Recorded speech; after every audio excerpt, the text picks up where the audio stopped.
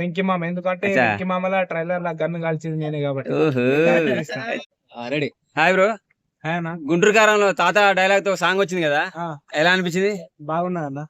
తాత డైలాగ్ రావటం అదృష్టమా? ఆయన అదృష్టం అది తాతది. తాత సినిమాలు ఏ పుణ్యం చేసుకున్నాడు అది. ఆ, అది మహేష్ బాబు చెప్పుడు, ఇంకా అది ఆయన అదృష్టం. శ్రీలీల మహేష్ బాబు డాన్స్ ఎలా అనిపించింది? ఆ శ్రీలీల గురించి మాట్లాడద్దు అన్న, డాన్స్ గురించి మనం అంతేనా? ఇరగదీస్తది కదా. ఇరగదీస్తుందా? ఆ, next Thaman sir background music పాటకు మొత్తం మ్యూజిక్ కూడా హైలైట్ తీసిండు ఆయన. బ్యాక్గ్రౌండ్ మ్యూజిక్ కూడా బాగానే ఉన్నాయి. సాంగ్ కూడా, సాంగ్ లో స్టెప్ వేసిండు కదా, అది మన మహేష్ బాబును శ్రీలీల. శేఖర్ మాస్టర్ మాత్రం బాగా ఇస్తుంది. ఓకే, కుర్చీ మడత పెట్టి తర్వాత ఏందని అడుగుతున్నారంట పిల్లలు, వాళ్ళకేం చెప్దాం మరి? వాళ్ళ పిల్లలకు చెప్పొద్దు అన్న, పెద్దలకు చెప్పాలి. అంతేనా? బాగా నెగిటివ్ గా ట్రోల్ చేస్తున్నారంట. నెగిటివ్ ఏముంది అన్న, పాజిటివ్ ఉండాలి అది. ఎందుకంటే తాత అదృష్టం కదా, తాతకు కూడా ఒక మంచి పేరు వచ్చింది. అది అంత పెద్ద సినిమాలు వేసిందంటే. మహేష్ బాబు డైలాగ్ కొట్టినంటే ఇంకా తాతకు ప్రైజ్ మనీ ఇచ్చిర్రంట, ఎలా ఫీల్ అవుతున్నా? ఇంకేందన్న, తాతకు అదృష్టమే కదా. 1 lakh ఇచ్చిర్రంట. 1 lakh ఇచ్చుడు ఇంకా అదృష్టమే ఆయనకు. ఓకే. ఇంకా ఇవ్వాలి ఆయనకి. ఓకే. ఎందుకంటే మన లెక్క ఇల్లు ఉన్నదో లేదో తెలియదు. ఆయన ఎప్పుడు పడితే అప్పుడు రోడ్డు మీద కనబడతాడు కదా. ఆయనకు ఒక మంచి సాయం చేస్తే మనకు కూడా సో తాత ఏమైనా కనబడతాడు ఎక్స్పెక్ట్ చేస్తున్నావా? కనబడ్డాడు కదా 45 ఈడ సార్లు. కాదు, సాంగ్ లో.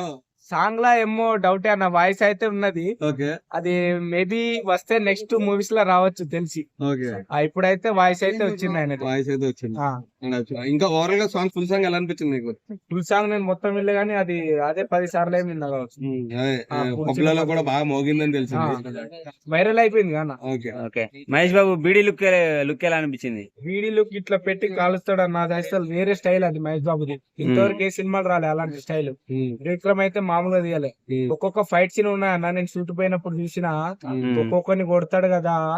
ఇక చెప్పొద్దన్న, సినిమాలు చూడాలి మీరంతా, వేరే వేరే ఉన్నది. సినిమా హిట్ అవుతుంట, బ్లాక్ బస్టర్ హిట్ అన్న, హిట్ అవుతుందని మెల్లగా అంటావు. ఓకే. కానీ చిన్న హీరో నాన్న, ఫస్ట్ కాదు కదా ఆయన సినిమా. ఎన్నో సినిమాలు చేసి వచ్చిండు కదా మహేష్ బాబు. ఈ సినిమా బ్లాక్ బస్టర్ హిట్ అవుతుంది కంపల్సరీ. నెక్స్ట్ రాజమౌళి తోటి వస్తాయి కదా, అది ఇండస్ట్రీ హిట్ అవుతుంది. పాటలు కూడా ఎండింగ్ లో ఒక డైలాగ్ కొట్టింది చూడు, ఇక్కడ ఎవడి బాధలకు వాడే పాటలు రాసేసుకోండి అని.